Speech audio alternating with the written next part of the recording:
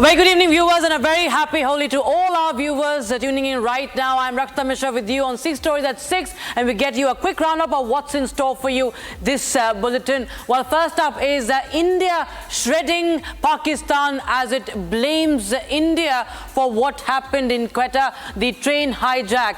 And Pakistan, remember, is already embarrassed. It is losing ground. It has resorted to pointing fingers now at New Delhi. Also, we get you how top voices from across the country, from the world of politics, from the legal world, have all poured in support for our brave Republic Bangla team. We then tell you how a drunk law student goes on a rampage in Vadodara, killing one woman. It's all caught on camera.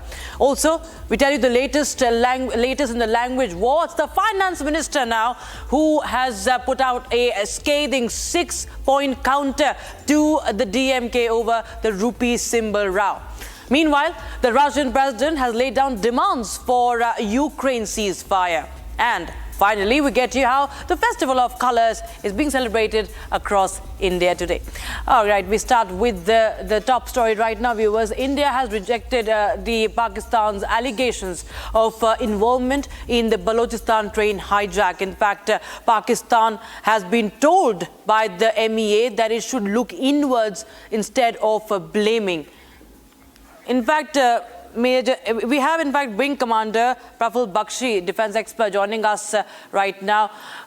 Wing Commander Bakshi, well, we see that Pakistan is embarrassed. It is looking very bad what has happened. It's also allegedly hiding the casualties in this train attack, what has happened. And Balochistan has sent out a very strong message via this. Now it has resorted to pointing fingers at New Delhi. MEA has shred Pakistan down. Thank you, Rakshita. Absolutely right. Pakistan has no other choice but to blame India. That is an SOP, standard operating procedure as far as Pakistan is concerned. Whenever there is a problem, then they blame India because it's a perennial problem 1947 onwards. Balochistan has been burning since then, and the number of times such incidents, close to such incidents by attacking the railway station, etc., have taken place because the Pakistan's, the entire zone on the Iran border, the Baloch, the tribals and all the Iran border, the Talibans, all are against Pakistan regime. Like Balochistan, like the BLA army and what they're supporting. So this problem has become so, insolvable, so out of hand that Pakistan has no other choice but to now blame every other party who they are against. They will be blaming and after some time they'll start blaming Chinese also, if you may ask me, because Pakistan has lost control. When you lose the control, administrative control over an area, which incidentally was very little even during British time. The British time also, this area in 30s and 40s was absolutely exactly like this because the Punjabi dominated Pakistan never accepted Baloch. That was a basic problem. So much so that the religious leaders never accepted each other. So that is the basic problem which started up. Then Kalat thing, you understand, the Shah, the Sheikh of Kalat never accepted Pakistan's to joining Pakistan and declared independence. Pakistan took over Kalat, and thereafter Balochistan has been now burning throughout. That is because of Muhammad Ali Jinnah. Right. Played tricks on this area, but that's a different story. What I'm trying to tell you now, Pakistan army is losing intelligence. Their soldiers are refusing to go into this area, and so much so that you can see Pakistan's military, tactics, and they are entering an active area where they have no control, and the train is totally open to all sort of attacks. Absolutely. Wing Commander Praful Bakshi, thank you so much for joining us on Republic TV with your take on that development. We shift our focus to Bengal, the brazen attack on press freedom and the ring-fencing of and how the Republic crew was assaulted at the Jadavpur University was caught on camera. Mamata Banerjee still mum on that. And now, viewers, we have uncovered how Mamata's patronage of the urban Naxals are on the rise in the campuses like Jadavpur University. The Republic crew held their ground, viewers. Yesterday we saw them, how they fought off the glares, the threats and the physical assault from the Azadi gang on the Jadavpur University campus. Now the Chief Minister and a police administration looked away. In fact, many of the police personnel attacked our reporters also. Now we have support pouring in from various corners. There is huge support for our brave team of reporters, viewers. The nation has watched this in absolute horror, the fall of one of the country's most prestigious campuses to the leftist radicals and the Tukre Brigade. Top voices from a national spectrum, student support condemning the criminal assault on democracy's fourth pillar in Mamata's Bengal.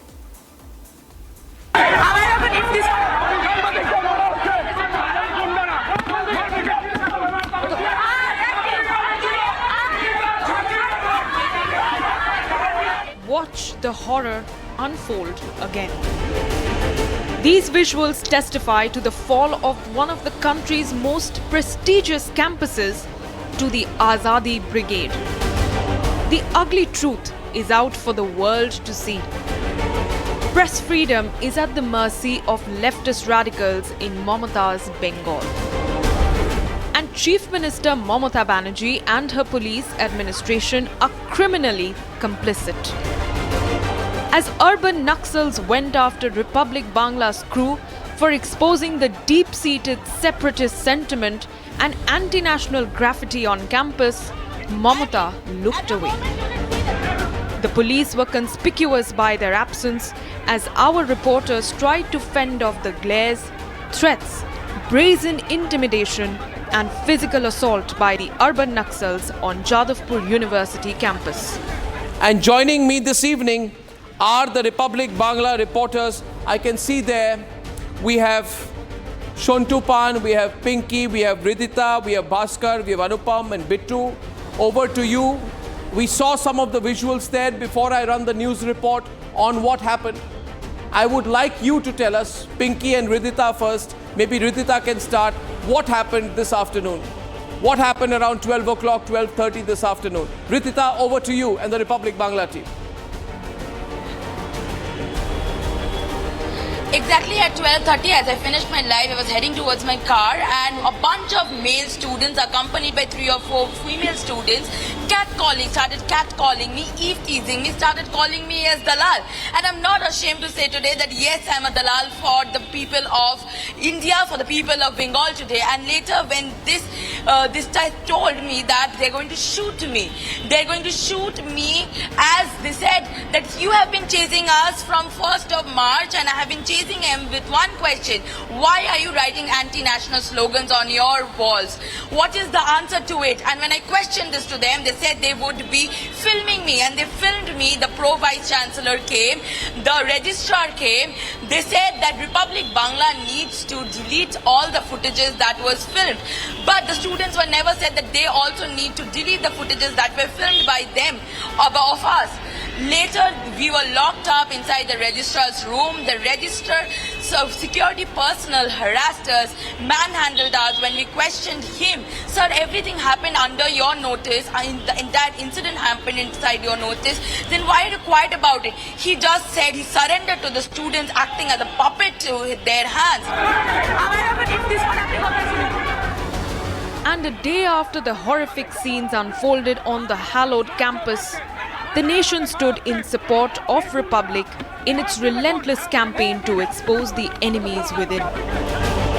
Top political leaders and jurists condemned the criminal assault on press freedom in Mamata's Bengal, while lamenting the space given to anti-national forces on the JU campus.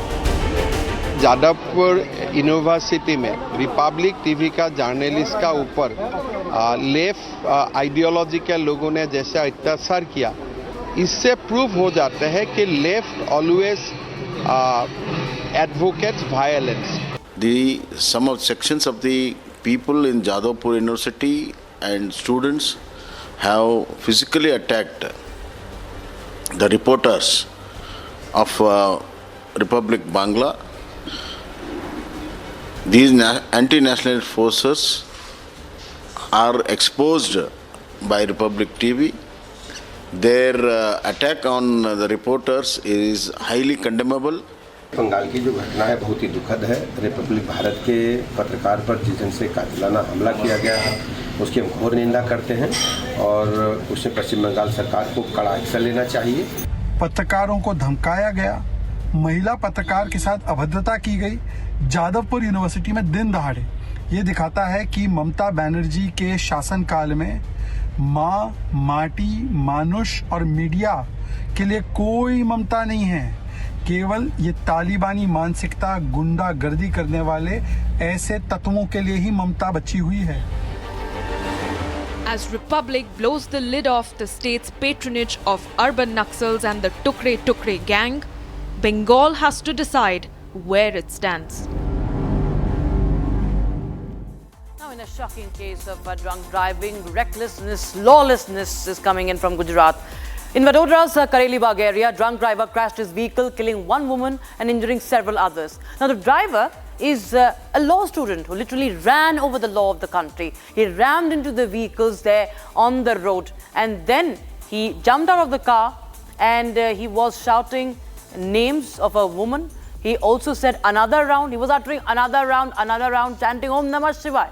His name is Rakshita Chaurasia, and he has been arrested. His companion too has been arrested. Here's a report. A tragic incident of drink and driving case. A youth flowed into multiple vehicles, killing a woman on the spot in Vadodara. As bystanders gathered at the accident scene, the driver stepped out the severely damaged car in an intoxicated state. The shocking scene captured on the camera.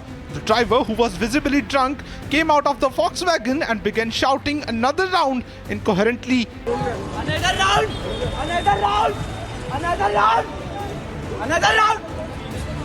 Eyewitnesses described the terrifying moments before the crash, stating that the speeding vehicle took a sharp turn, causing panic among bystanders. Local authorities quickly arrived at the scene, arrested the driver identified as Rakshita Chaurasia and his companion, who is believed to have been with him at the time of incident.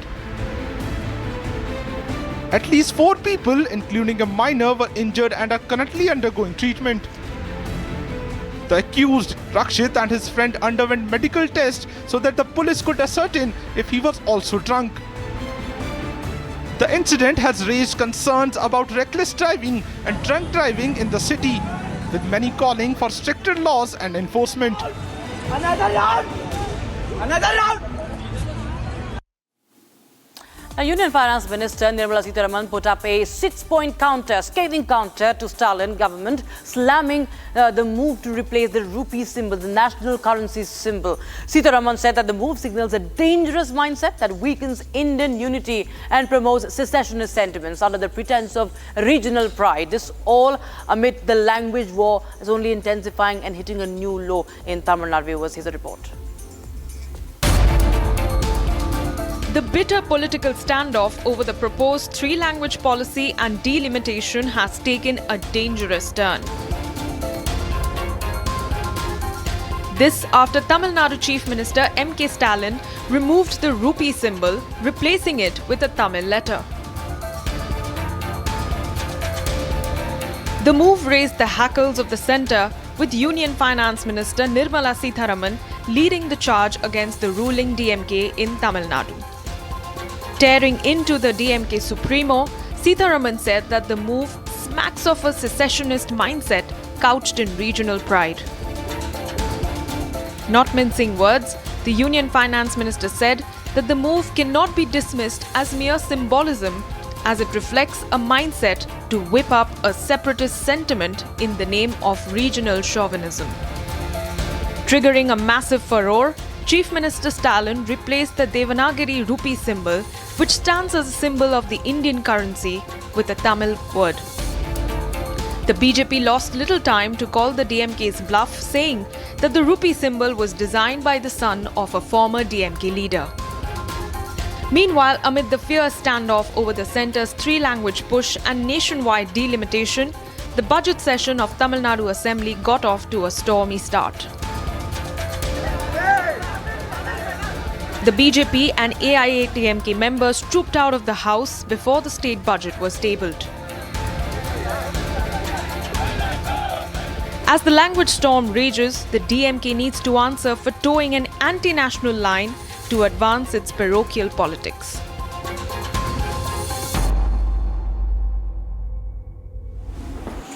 Now, Vladimir Putin, the Russian president, has said that he agrees with the idea of a ceasefire in Ukraine, but that questions remain about the nature of a truce, he says. He has set out a number of tough conditions for peace. He's written to Donald Trump, as per reports. And Russia has sent a list of demands now for the ceasefire deal to end the war against Ukraine. Now, this comes amid face-to-face talks and virtual discussions between Russian and American Ukraine officials.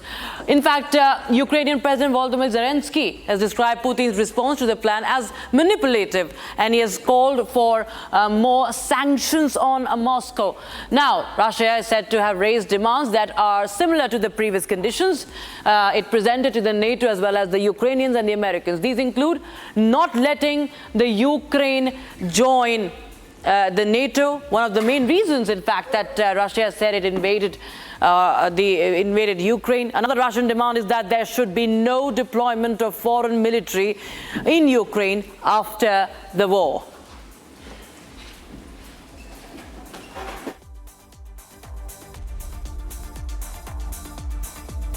Okay. Now, the most awaited festival of colors, love and joy and unity is here. The festival, that is Holi, marks the arrival of spring and the triumph of good over evil, along with celebrating love and togetherness. So as we end this bulletin, we leave you with the most vibrant of the visuals coming in from the length and breadth of the country. Thank you so much and have a very happy Holi.